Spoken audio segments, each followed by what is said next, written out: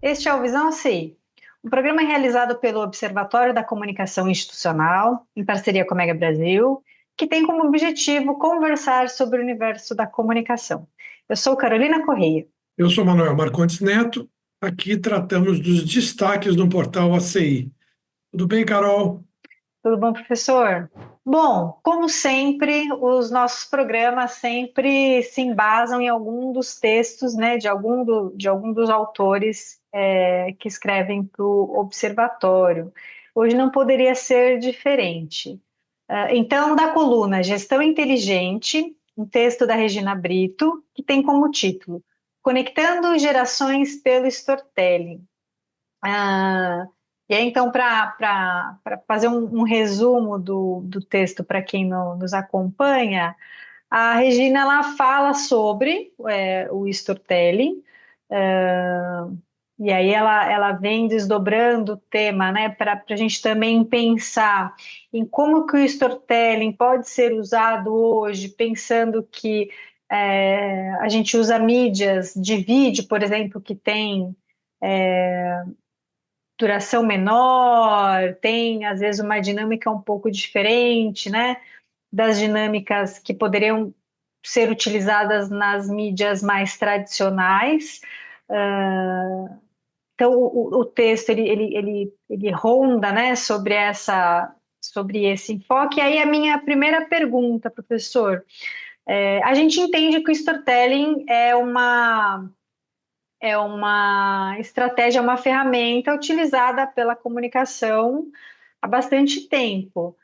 E na visão do senhor, como que essa ferramenta, então vamos chamar de ferramenta, como que ela evoluiu com o desbravamento das redes sociais, né? Com o advento das mídias sociais, na verdade, não das redes sociais, das mídias sociais, que aí a gente pode até colocar dentro de uma caixinha, assim, como sendo um pouco mais instantânea, um pouco mais efêmera. Tema gigante também esse, não é? Assim como aconteceu no programa anterior, a gente falou de endomarketing, eu também não gosto desse termo, storytelling. Eu não adoto, né? Eu traduzi isso para o nosso composto, né, de 4 R's, como arte narrativa. É claro que isso é um detalhe acadêmico, enfim, de você. Vários termos a gente usa em inglês sem nenhum problema, como é o caso de marketing, branding e mailing list e tal. A gente usa. Mas, olhando para o que foi trazido pela Regina Brito, é, nós estamos numa era em que, eu já até citei o livro aqui do Cavalcante, né? Eu, mídia, né? Todo mundo se tornou emissor, né? Nós tínhamos aquele velho esquema, né? Do emissor, meio receptor e, e a mídia profissional cada vez mais rica e diversa. Mas com a internet isso explodiu, né? E inclusive o empreendedorismo está no ar.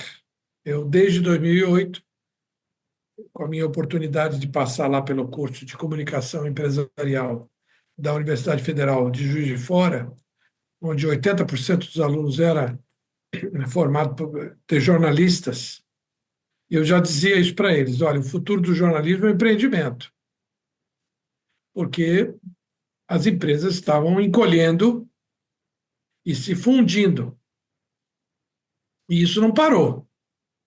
Então, nós temos aí essa questão. E, por um outro lado, há o crescente envolvimento das pessoas, não só empreendimentos, entre parênteses, comerciais, de novos veículos, novos sites, mas também as pessoas físicas falando, os formadores de opinião. Hoje, o termo influenciadores, quer dizer, às vezes a gente tem só essa mudança de termos, as coisas já existiam, né? Então, essa arte de contar histórias sempre foi o objeto central da comunicação. Quando é que surgiram os cursos de comunicação no Brasil? Na década de 60. Houve lá um curso de jornalismo na Bahia anterior, só jornalismo. Mas a ECA surgiu em 66, a ECO em 67, enfim. Então, o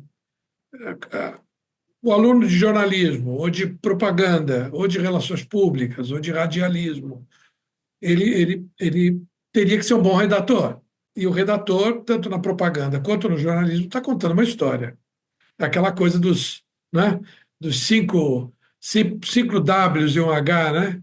Quem, quando, como, por quê, quando, enfim. Então, nós, comunicadores, temos que redigir bem, né? Isso é um mandamento. O problema que eu vejo, que está um pouco fora, não é o aspecto que a Regina levantou, ela levantou a questão da competência para fazer esse trabalho, e que é preciso ter, ponto final, é a questão de que essa técnica, com esse nome, storytelling, né, ele ganha mais relevância na propaganda, porque ela é uma história para convencer.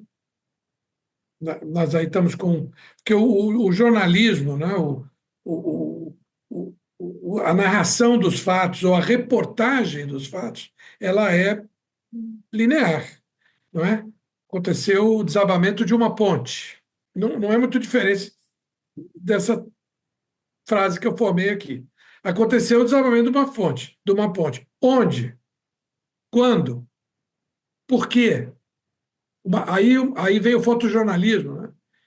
Importantíssimo, né? A imagem, ou então a imagem em vídeo.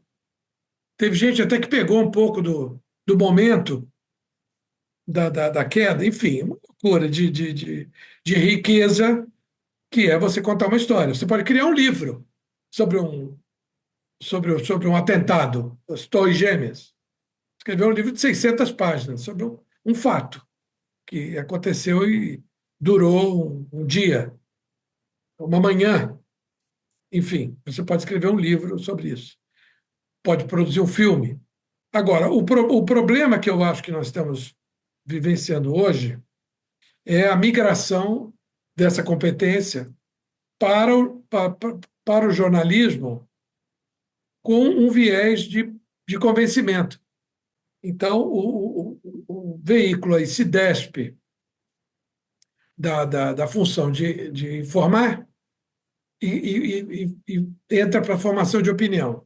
Isso está descrito em vários textos no nosso portal e vale a pena conhecer esses conteúdos sobre esse tema, guardando essa questão, né? Uma coisa é você fazer um discurso de convencimento, outra coisa é você fazer uma descrição factual. E isso devia ser bastante demarcado, né, para quem escolhe trabalhar profissionalmente com a comunicação. Como nós estamos falando de empresas, a gente fala muito do índice de transparência, a gente está falando sempre de uma empresa tentando promover o seu produto, promover o seu serviço. E isso é válido também na assessoria de imprensa ou nas relações públicas, onde você tenta convencer o editor de que aquele seu release, que está falando bem do seu produto, do prédio que você construiu, para você conseguir vendê-lo, né? E aí aparece como uma parte de uma reportagem, ou aparece como um informe publicitário. Isso anda meio esquecido, mas há um regramento para informe publicitário, você tem que demarcar a área para avisar o leitor que aquilo ali foi pago, diferentemente do que é o esforço de RP, que é tentar convencer o veículo de que a matéria que você tem é relevante para o leitor ou para o ouvinte. Então, acaba surgindo a oportunidade de tratar desses temas, desse assunto. Muito bem, professor. O papo tá bom. Vou pedir só 20 segundinhos para a gente tomar um golinho d'água e voltar para conversar mais.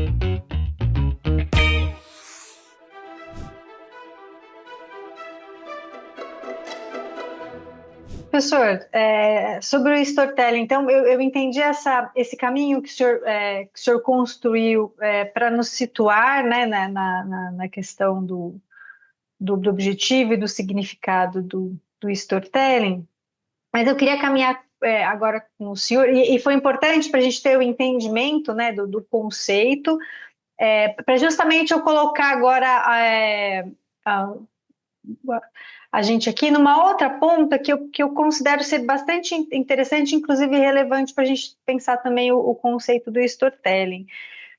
Que hoje a gente está nesse mundo, né, que a gente fala que é a sociedade da informação e do conhecimento, mas mais do que isso, a gente está vivendo dias, né, até para não colocar anos, que o negócio tende a mudar, né, com uma velocidade muito grande, mas a gente está vivendo dias de inteligência artificial.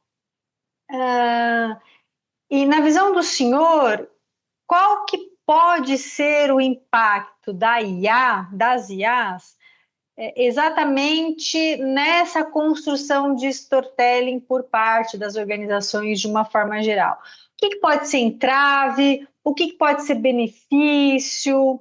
Qual que é a visão do senhor sobre o storytelling com esse advento da IA que vem rondando aí, não só a nossa profissão, mas as nossas profissões de uma forma geral aí, de maneiras até bem indiretas? No bloco passado eu acabei me estendendo num outro caminho, e o texto da Regina toca nisso, na questão da inteligência artificial, e é preciso tratar disso. Olha, eu tive algumas experiências, tenho tido, é preciso lidar com as ferramentas, e, e há muito o que aprender, e há muito o que evoluir no entendimento do potencial da, das inteligências artificiais, das ferramentas, né? Mas, no que tange à construção de narrativas, isso só vai crescer em termos de uso e de expansão criativa, vamos dizer assim. Qual é a palavra que é usada, né? Generativa, ou geracional, eu não sei exatamente como é que se traduziu isso, mas eu acho que é generativa, né? Generativa. Então, não tem limite isso. Não tem limite.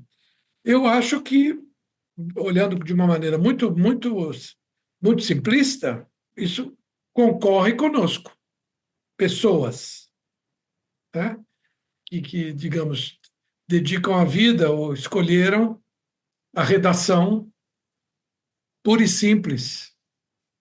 Porque sempre que surge uma tecnologia nova, a gente sempre pensa, bom, isso vai apressar ou substituir um esforço, e a pessoa que se dedicava a ele vai cuidar de outra coisa ou de outro aspecto.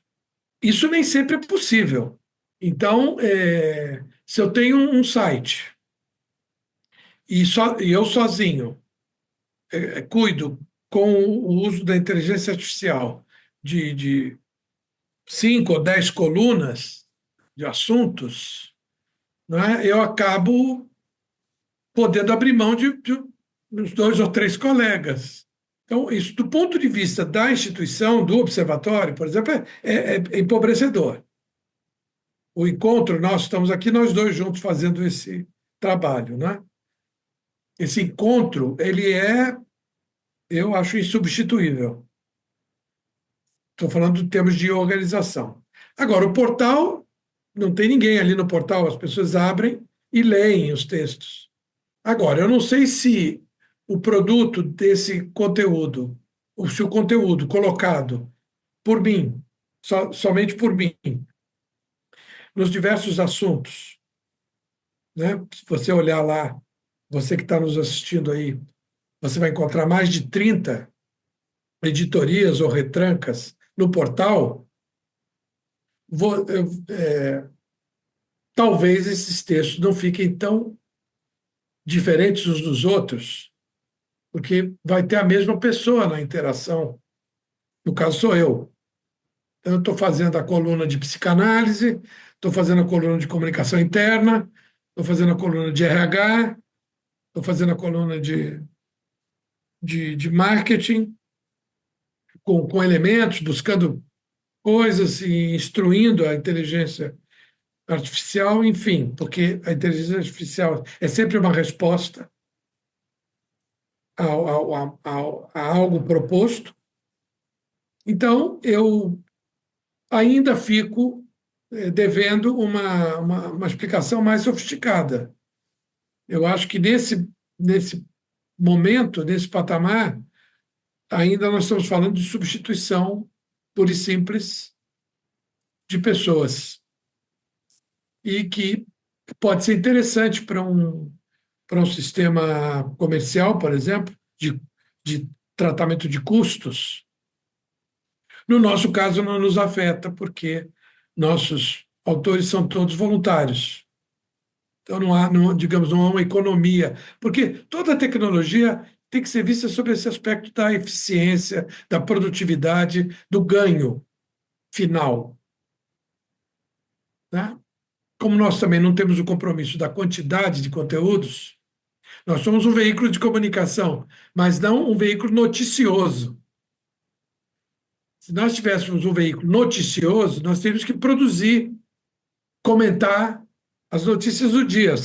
É melhor você usar os jornalistas de companhia, que a Mega Brasil edita, né? Ou qualquer outro veículo da Mega Brasil, do que ir para o observatório e, de repente, descobrir que a empresa tal mandou não sei quantas pessoas para uma viagem, ou para fazer uma cobertura, ou que houve a nova criação de uma linha de produtos. Nós não vamos concorrer com isso.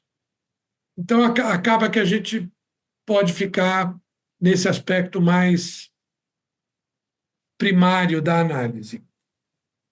Por último, nós temos uma parceria dentro do observatório.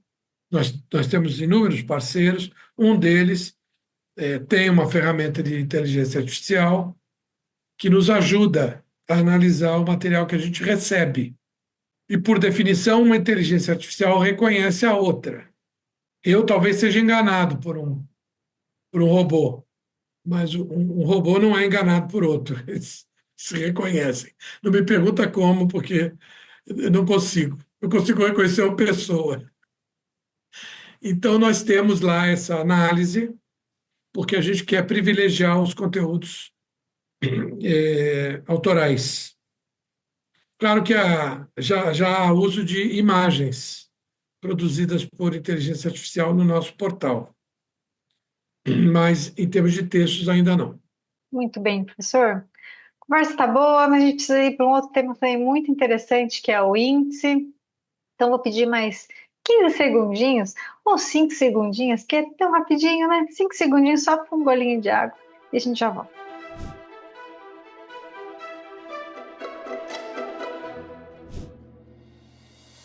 O planeta está mudando. O clima está mudando. E este é um fenômeno planetário. 2025 será conhecido como o ano em que o mundo atingiu o limite pré-colapso ao ver a sua temperatura ultrapassar 1,5 graus acima da média pré-industrial. Os cientistas consideram esta marca um ponto de inflexão fundamental para o planeta, além do qual as chances de calor extremo, inundações, secas, incêndios florestais e escassez de alimentos e água se tornarão ainda mais desfavoráveis para a vida como a conhecemos. 2025 também será conhecido como o ano em que o Brasil sediou a 30ª edição da Conferência das Nações Unidas sobre as Mudanças Climáticas, a COP30. Esta será a chance de governos e sociedade buscarem ações e respostas para reverter os catastróficos efeitos que a mudança no clima trará sobre a vida na Terra. Mas quais as propostas? Quais os desafios? Quais as ações serão colocadas sobre a mesa? A Mega Brasil vai atrás dessas respostas e você estará ao nosso lado nesta jornada. Aguarde!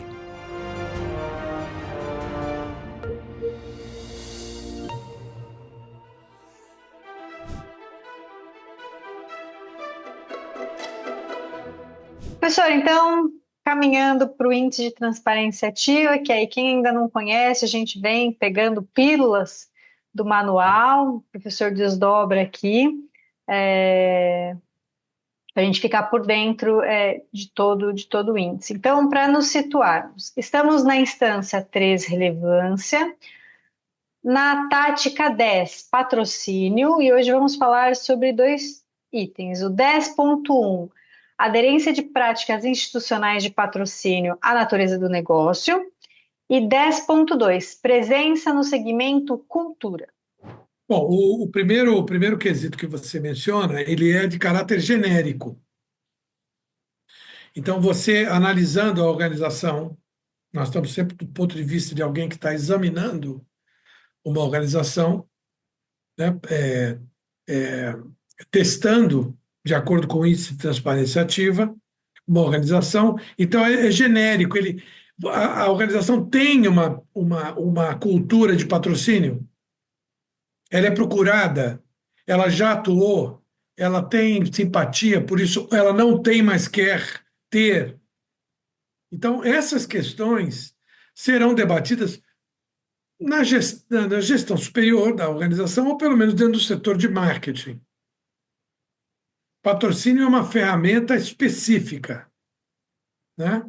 Embora haja muitos tipos de patrocínio, você se dizer patrocinador ou patrocinar algo é uma decisão muito séria. Deveria ser tomada pensando no tempo, e não na oportunidade, e não no momento. Quando você é regido pelo momento, pela oportunidade, você corre o risco de andar em zigue-zague, entendeu? Apoia uma coisa aqui, outra lá, depois não apoia, fica uma coisa que não soma efetivamente para a sua marca. Então é uma decisão que tem que ser pesada, tem que ser pensada. E esse quesito avalia justamente isso. Ora, se vocês não pensaram nisso, pensem. Ah, nós não queremos, não adotaremos, nós somos business to business, não falamos com o grande público, o que não é um critério eliminador da ideia de fazer patrocínio, porque você pode ter uma empresa business to business que patrocine algo, desde que haja uma substanciação, uma defesa de por que a organização vai patrocinar determinada atividade ou determinado outro ente. Então, esse quesito se volta para esse caráter genérico filosófico. E, de alguma forma, se conecta com o próximo, que é o presença no segmento cultura. Acabou se tornando muito popular ou muito presente a questão do patrocínio às artes. Há 2 grandes áreas, nós vamos falar da outra depois, acho que no outro quesito, que é esportes. Talvez os esportes até antecedam as artes, mas como o patrono às artes, o mecenato, ele vem lá da história antiga, e talvez porque eu tenha sido um produtor cultural, enfim, coloquei em primeiro lugar, ou antes dos demais aspectos do patrocínio, o patrocínio cultural, que me é muito caro. Então, você considerar uma organização, um potencial ente de melhoria, de incremento, de desenvolvimento de uma cultura, de um povo, de uma cidade, de um país.